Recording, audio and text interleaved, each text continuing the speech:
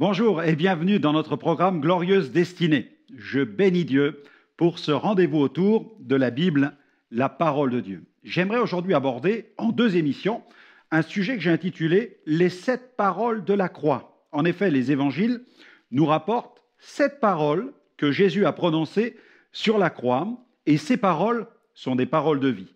Depuis des siècles, ces paroles produisent un impact glorieux dans la vie de multitudes sur la terre. Elles sont toujours pleines d'efficacité aujourd'hui. Alors j'aimerais que nous puissions prier pour que cette émission puisse avoir aussi un impact dans le cœur de tous ceux qui vont la regarder. Nous prions qu'elle circule sur les réseaux sociaux, sur le web, sur le satellite, afin que des millions sur la terre puissent entendre, encore une fois, les 7 paroles de la croix. Merci notre bon Père Céleste pour le message de la Bible, pour le message de l'Évangile, pour les paroles qui ont retenti sur la croix il y a 2000 ans lorsque Jésus a donné sa vie pour nos péchés. Nous prions Seigneur que cette émission puisse mettre en avant ces paroles et que ces paroles puissent continuer à produire leur impact dans la vie de multitudes afin que les multitudes trouvent le chemin du salut et soient sauvées de leurs péchés. Amen. Amen. Gloire au Seigneur. Dieu soit loué pour le privilège qu'il nous accorde en nous permettant de nous approcher de lui par la prière, mais aussi en nous permettant de nous tenir sur cette terre sainte qu'est la parole de Dieu. Alors, si ce sujet de la croix vous intéresse et que vous désirez l'explorer, l'approfondir, eh bien, j'aimerais vous recommander ce coffret magnifique que nous avons intitulé « La puissance de l'œuvre de la croix ». La puissance de l'œuvre de la croix. C'est un contenu de plusieurs prédications que j'ai eu la joie d'apporter dans le cadre de mes missions d'évangélisation. CD numéro 1, le brigand sur la croix que Jésus sauva. Il y a aussi un autre CD, le conquérant, aux pieds ensanglantés, les 7 paroles de la croix, et puis les 5 phénomènes de la croix que nous aurons aussi la joie d'aborder dans de prochaines émissions. Voilà, avant d'aller plus loin, je vous propose qu'on marque tout de suite une pause, mais c'est une bonne pause, c'est une pause célébration qui nous introduit immédiatement dans l'état d'esprit de cette émission organisée autour du sacrifice de la croix.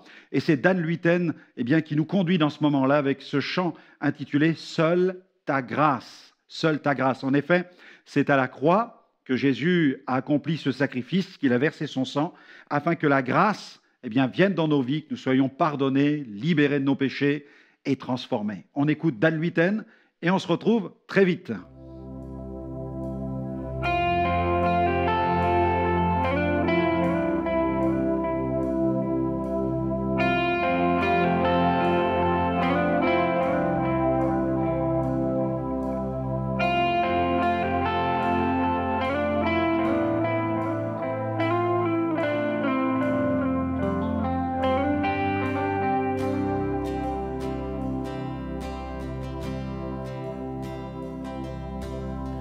Je ne méritais pas ton cœur, ta vie, tes larmes et ta douleur. Jésus, je ne méritais pas ce bonheur offert pour moi à la croix.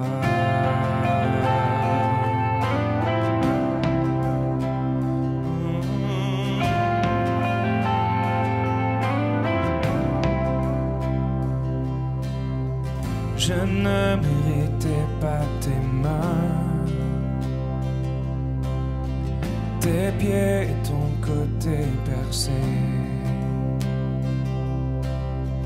Je ne méritais pas ton sang que tu as versé pour moi à la croix. Seule ta grâce m'a aimé, seule ta grâce, seule ta grâce m'a sauvé, seule ta grâce.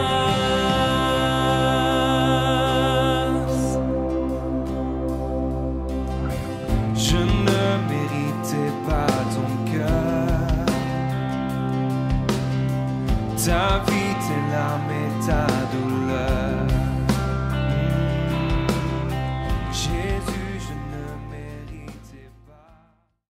Merci à Dan pour ce chant qui exalte l'œuvre de la grâce accomplie en Jésus.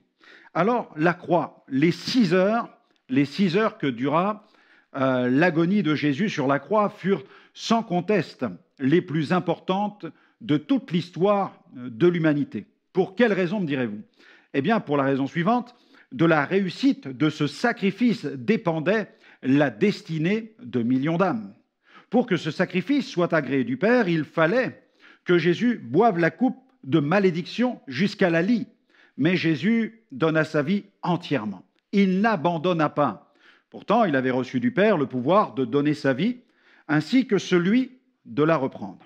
Je vous propose de faire une première lecture qui se trouve dans l'Évangile de Jean, au chapitre 10, à partir du verset 15 jusqu'au verset 18.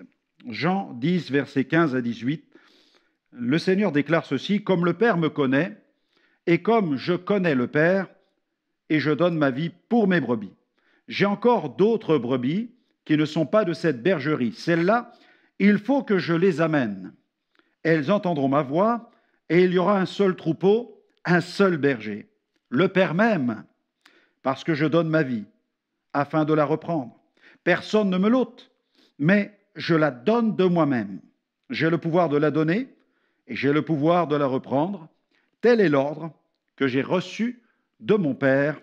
Amen. » Il aurait pu aussi faire appel, le Seigneur Jésus, à des légions d'anges qui seraient venus immédiatement le secourir et le libérer de cette terrible épreuve. Mais il a renoncé à cette possibilité. Il avait le pouvoir de reprendre sa vie, mais il a voulu donner sa vie en sacrifice. Au moment de son arrestation dans le jardin de Gethsémanée, Jésus expliqua clairement à ses disciples qu'il renonçait à toute cette assistance surnaturelle. Dans Matthieu 26, verset 47, il y a ce passage, Matthieu 26, verset 47. Comme il parlait encore, voici, Judas, l'un des 12, arriva. Matthieu 26, 47, nous allons lire jusqu'au verset 53. Et avec lui, une foule nombreuse, armée d'épées et de bâtons, envoyés par les principaux sacrificateurs et par les anciens du peuple. Celui qui le livrait leur avait donné ce signe: « Celui que je baiserai, c'est lui, saisissez-le. » Aussitôt, s'approchant de Jésus, il dit: « Salut, Rabbi !» Et il le baisa. Jésus lui dit: « Mon ami, ce que tu es venu faire, fais-le. » Alors ces gens s'avancèrent, mirent la main sur Jésus et le saisirent. Et voici un de ceux qui étaient avec Jésus étendit la main et tira son épée. Il frappa le serviteur du souverain sacrificateur et lui emporta l'oreille. Alors Jésus lui dit: « Remets ton épée à sa place, car tous ceux qui prendront l'épée périront par l'épée. Penses-tu que je ne puisse pas invoquer mon Père, qui me donnerait à l'instant plus de 12 légions d'anges ?» L'enjeu de la crucifixion fut bel et bien la destinée de millions d'âmes. Car en mourant sur la croix, le Père chargea Jésus de la peine de nos péchés pour nous revêtir en échange d'un vêtement de justice. Alléluia, à Dieu soit la gloire. L'apôtre Paul a fait cette déclaration dans 2 Corinthiens, chapitre 5, verset 21. Il dit: « Celui qui n'a point connu le péché, c'est-à-dire Jésus, il n'a pas connu le péché, eh bien, il l'a fait devenir péché pour nous. » Le Père a permis que Jésus devienne péché pour nous, afin que nous devenions en lui justice de Dieu. 8 siècles avant le sacrifice de Jésus, le prophète Ésaïe a aperçu de loin l'œuvre rédemptrice que Jésus accomplirait.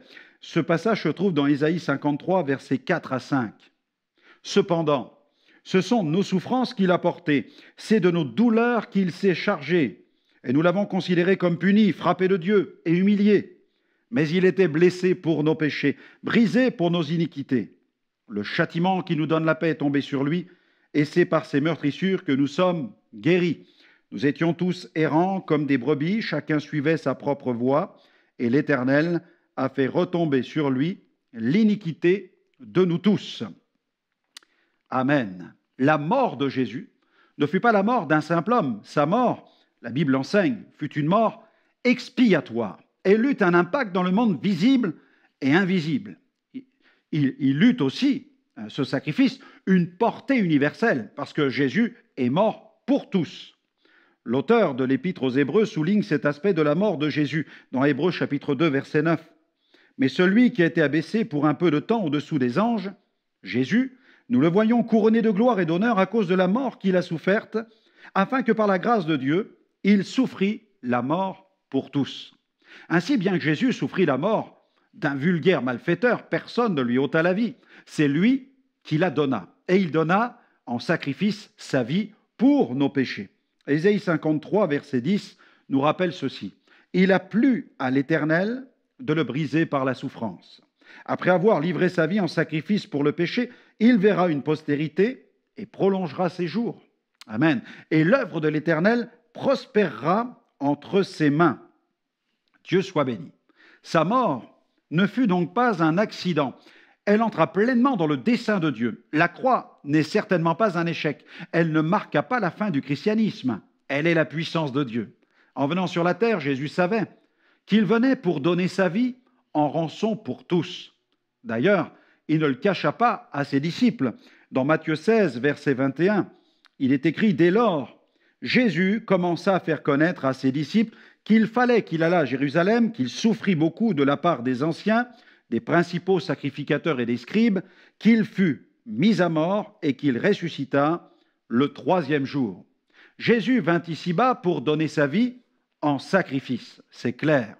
Après sa résurrection, Jésus se présenta à ses disciples et il leur fit une déclaration. Elle se trouve dans Luc chapitre 24 à partir du verset 38. Luc 24, 38, nous allons lire jusqu'au verset 48. Luc 24, 38 à 48. Mais il leur dit, « Pourquoi êtes-vous troublés? Et pourquoi pareille pensée s'élève-t-elle dans vos cœurs? Voyez mes mains et mes pieds, c'est bien moi. Touchez-moi et voyez. Un esprit n'a ni chair ni os, comme vous voyez que j'ai. » En disant cela, il leur montra ses mains et ses pieds.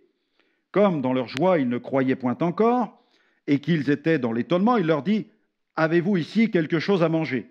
Ils lui présentèrent du poisson rôti et un rayon de miel. Il en prit, il en mangea devant eux. Puis il leur dit, « C'est là ce que je vous disais lorsque j'étais encore avec vous, qu'il fallait que s'accomplît tout ce qui est écrit de moi dans la loi de Moïse, dans les prophètes et dans les psaumes. » Alors il leur ouvrit l'esprit, afin qu'ils comprissent les Écritures. Et il leur dit, « Ainsi il est écrit que le Christ souffrirait et qu'il ressusciterait des morts le troisième jour, et que la repentance et le pardon des péchés seraient prêchés en son nom à toutes les nations, à commencer par Jérusalem. Vous êtes témoins de ces choses. Amen. » Gloire à Dieu. Pendant ces 6 heures que dura le sacrifice de Jésus, de nombreuses prophéties messianiques se sont accomplies de façon accélérée pour se concentrer et prendre vie en la personne de Jésus. À la croix, le monde est passé de l'ancienne à la nouvelle alliance. Le sacrifice de Jésus étant unique, irremplaçable, il devient donc crucial de nous intéresser aux dernières paroles que le Sauveur du monde a prononcées sur cette croix. Ces paroles sont au nombre de 7 et leur signification touche 3 dimensions, le ciel, l'enfer et la terre. Je vous propose de découvrir l'ultime sermon de Jésus. Je l'ai intitulé « Les 7 paroles de la croix ». Ce sermon, Jésus l'a prêché entre le ciel et la terre. Du haut de la croix, ce pupitre de malédiction. La croix, c'est la puissance de Dieu pour quiconque croit. C'est sur la croix que Jésus a triomphé de la mort. C'est sur la croix que Jésus a triomphé de notre ennemi, le diable. C'est sur la croix que Jésus nous a acquis la victoire sur la puissance de nos péchés. Et la Bible dit encore que c'est par ses meurtrissures que nous sommes guéris. Alléluia! Ce coffret retrace au travers de 4 messages pertinents la puissance de l'œuvre de la croix. Toute une série de messages d'évangélisation qui vont vous permettre de partager l'Évangile autour de vous. Cela vous intéresse? Alors commandez-le sur notre site internet www.gospelvision-international.com. Première parole, regardez, dans Luc 23, versets 33 à 34. Lorsqu'ils furent arrivés au lieu appelé Crâne, ils le crucifièrent là, ainsi que les 2 malfaiteurs, l'un à droite, l'autre à gauche. Jésus dit, « Père, pardonne-leur, car ils ne savent ce qu'ils font. » Et ils se partagèrent ses vêtements en tirant au sort. Dieu soit béni pour cette première parole qui scella une fois pour toutes la portée immense de l'œuvre de Jésus sur la croix. Sur la croix, Jésus n'éprouve aucun sentiment de haine ni de vengeance. Non, il pardonne à ses bourreaux. Il sait que le cœur de son sacrifice, c'est le pardon. Il meurt pour que les péchés soient pardonnés, que les pécheurs soient lavés de leurs péchés.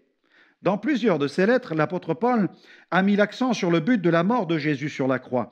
Dans Romains 5, verset 6, il écrit ceci. « Car lorsque nous étions encore sans force, Christ, au temps marqué, est mort pour des impies. » Dans Romains 5, verset 8, il écrit encore « Mais Dieu prouve son amour envers nous en ce que lorsque nous étions encore des pécheurs, Christ est mort pour nous. » Dans son épître aux Corinthiens, la première, au chapitre 15 et au verset 3, il évoque encore la croix. Il dit « Je vous ai enseigné avant tout, comme je l'avais aussi reçu, que Christ est mort pour nos péchés, selon les Écritures. » Gloire à Dieu.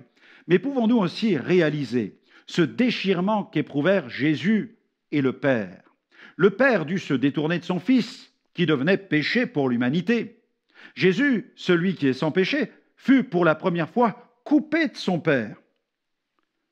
Deuxième parole, dans Luc 23, versets 39 à 43. L'un des malfaiteurs crucifiait l'injuriait, disant « N'es-tu pas le Christ? Sauve-toi toi-même et sauve-nous. » Mais l'autre le reprenait et disait « Ne crains-tu pas Dieu, toi qui subis la même condamnation?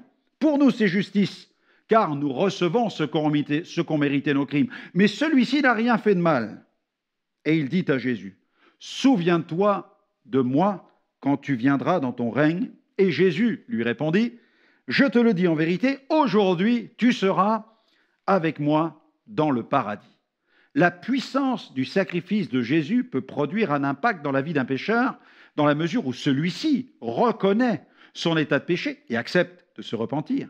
Deux brigands furent crucifiés avec Jésus. L'un des malfaiteurs méprisa le Seigneur et agonisa dans les tourments de son âme, alors que l'autre brigand, en voyant Jésus mourir, prit conscience de son propre état de péché. Il fut certainement touché par cette première parole que Jésus prononça du haut de la croix. Au cours de plusieurs discussions, Jésus affirmait qu'il était venu premièrement pour donner sa vie pour les pécheurs et deuxièmement pour appeler les pécheurs à la repentance. Dans Marc 2,17, ce que Jésus ayant entendu, il leur dit « Ce ne sont pas ceux qui se portent bien qui ont besoin de médecins, mais les malades. Je ne suis pas venu appeler des justes, mais des pécheurs. » Dans Luc 5, verset 32, « Je ne suis pas venu appeler à la repentance des justes, mais des pécheurs. » Nous retrouvons un passage semblable. Il est important de préciser que ce n'est pas parce que Jésus a donné sa vie sur la croix pour tous les pécheurs que tous les pécheurs sont automatiquement sauvés. Jésus a bien précisé qu'il était venu pour appeler les pécheurs à la repentance.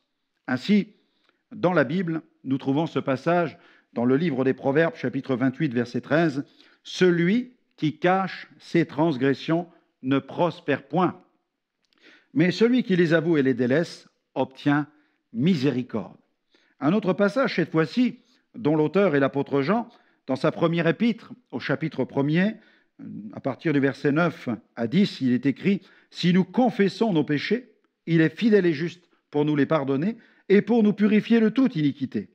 Si nous disons que nous n'avons pas péché, nous le faisons menteur et sa parole n'est point en nous. Mes petits enfants, je vous écris ces choses afin que vous ne péchiez point. Si quelqu'un a péché, nous avons un avocat auprès du Père, Jésus-Christ, le juste. Il est lui-même une victime expiatoire pour nos péchés, non seulement pour les nôtres, mais aussi pour ceux du monde entier. Amen. Le Seigneur ne peut pardonner que le péché qui est confessé et abandonné. Voyons maintenant la troisième parole. Elle se trouve dans Jean 19, versets 25 à 27. Près de la croix de Jésus, se tenaient sa mère et la sœur de sa mère, Marie, femme de Clopas, et Marie de Magdala. Jésus, voyant sa mère et auprès d'elle le disciple qu'il aimait, c'est l'apôtre Jean, dit à sa mère, « Femme, voilà ton fils. » Puis il dit au disciple, « Voilà ta mère. » Et dès ce moment, le disciple l'a pris chez lui. Dans sa souffrance, Jésus manifeste une grande compassion à l'égard de sa mère. Il compatit à sa souffrance. Marie assiste à l'agonie de son fils, mais aussi à l'agonie du Sauveur. Elle éprouve un profond déchirement. Celui qu'elle a porté dans ses entrailles subit des souffrances insoutenables. mais elle tient à demeurer au pied de la croix, à accompagner jusque dans ses derniers moments celui qu'elle chérit par-dessus tout. Avant même qu'elle ne soit enceinte par la vertu du Saint-Esprit, Marie fut informée que l'enfant qu'elle allait porter serait le Fils de Dieu. Elle accepta cette mission divine que le Père lui confia. Dans Luc chapitre 1er, Luc 1, verset 35, il est dit « Le Saint-Esprit viendra sur toi ». Luc 1, verset 35. « Le Saint-Esprit viendra sur toi et la puissance du Très-Haut te couvrira de son ombre. C'est pourquoi le Saint-Enfant qui naîtra de toi sera appelé Fils de Dieu. » En acceptant cette mission, elle accepta aussi d'en payer le prix, car elle n'ignorait pas que le Messie souffrirait. Son Fils souffrirait. Et le Seigneur la prépara à faire face aux plus grandes souffrances. Lorsque Joseph et Marie se rendirent au temple pour présenter le petit enfant, un homme juste et pieux, nommé Siméon, prit Jésus dans ses bras. Il était venu poussé par l'Esprit, et soudainement, il se tourna vers Marie et lui adressa une parole prophétique, annonçant des choses glorieuses pour Israël. Mais il lui annonça aussi de grandes souffrances, telle une épée qui traverse l'âme. Ainsi, chaque clou qui transperça le corps de Jésus, elle les reçut dans son âme. Dans Luc chapitre 2, versets 25 à 35. Luc 2, 25 à 35. « Et voici, il y avait à Jérusalem un homme appelé Siméon. Cet homme était juste et pieux. Il attendait la consolation d'Israël. Et l'Esprit Saint était sur lui. Il avait été divinement averti par le Saint-Esprit qu'il ne mourrait point avant d'avoir vu le Christ du Seigneur.